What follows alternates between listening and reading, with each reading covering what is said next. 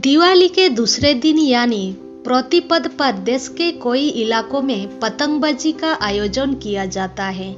आसमान लाल, गुलाबी, हरी, बैंगनी, पीली, नीली से लेकर हर रंग की पतंग से आच्छादित हो उठता है। छत, मैदान और दूसरी खेल मैदान से लोग पेंच लाते हैं। उत्तर प्रदेश की राजधानी लखनऊ में तो इसका खास आयोजन किया जाता है और पतंग क्लब के बीच प्रतियोगिता का भी आयोजन किया जाता है। आइए जान लेते हैं कि दिवाली के दूसरे दिन पतंग क्यों उड़ाई जाती है और ये कितनी तरह की होती है। क्या है इनका इतिहास। आमतौर पर देश भर में पतंगबाजी अलग अलग समय पर होती है।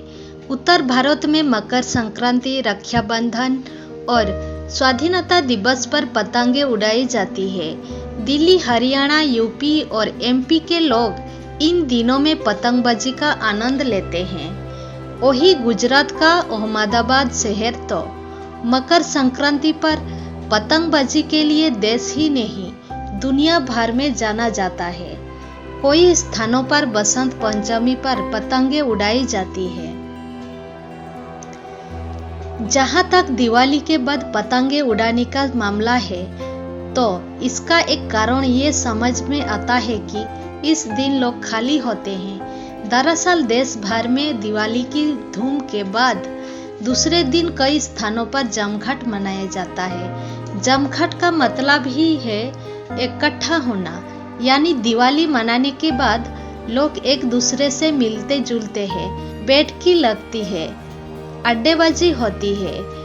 इस दिन नौकरी पेशा लोगों के दफ्तर में छुट्टी होती है तो कारोबारियों और उद्योगपति के उद्योग धंधे भी बंद होती है।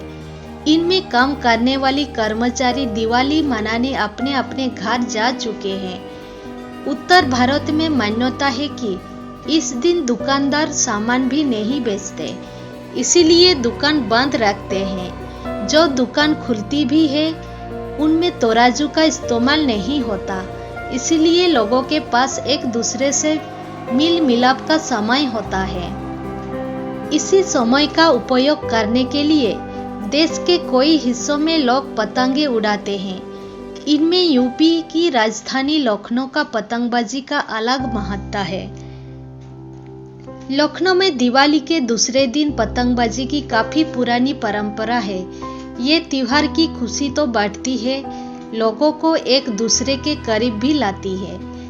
ज्यादातर लोग अपने अपने घरों की छतों से पतंग उड़ाते हैं, पर लखनऊ के नदवा मैदान, घंटाघर, गुलाला घाट, सतखंडा और गौतमी नदी के किनारे पर इसका खास आयोजन होता है।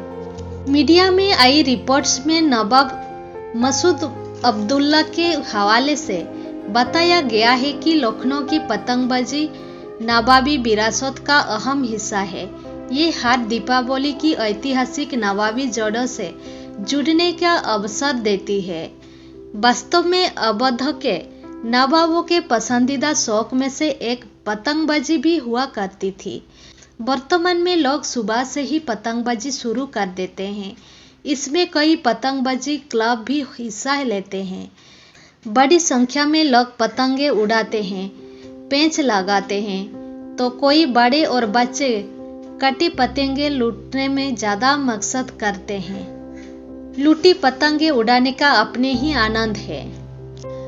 पतंगों का आकार ऐसे तो एक ही होता है, पर इनकी सजावट के हिसाब से इन्हें अलग अलग नामों से पुकारा जाता है।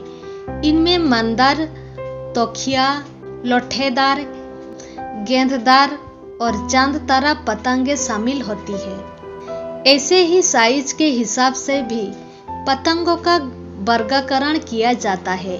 पतंगों का साइज के हिसाब से उन्हें आड़ी, सावा की 3, सांझोली और पनोतावा की नामों से पुकारा जाता है।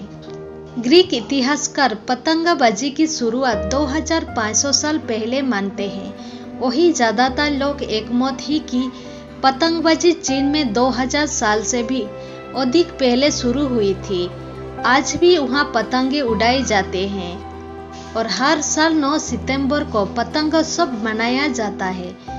इतिहासकारों के मुताबिक चीन में एक सेनापति थे, हान सीज। उन्होंने अपनी सैनिकों को संदेश भेजने के लिए कागज और हवा का इस्तेमाल किया। कागज को चौकर काटा और हवा में उड़ाकर अपने सैनिकों तक संदेश भेजा था। बाद में रंग बेरंग कागजों का इस्तेमाल किया और देखते ही ये एक खेल बन गया। वहीं से ये परंपरा भारत आई। भारत में संत नब्बे की गीति में 1000 साल पहले पतंगबाजी का जिक्र मिलता है। मुगल शासनकाल में तो बादशाह और शहजादी भी खुद पतंगे उड़ाते थे।